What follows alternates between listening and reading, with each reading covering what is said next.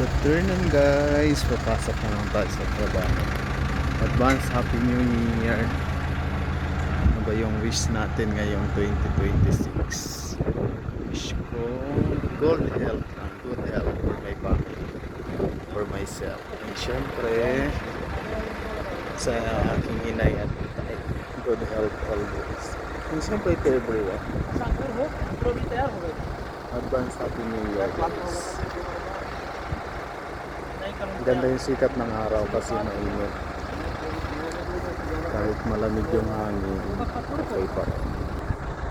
Tatawag na lang kumamayang 7. Bago mag 7 siguro, 6:50. 12 yan sa magto 12 yan sa Pinas. Kasi gising yan sila. Mag-celebrate ng New Year. Happy New Year guys! See you later! Wish you all the best this coming 2026.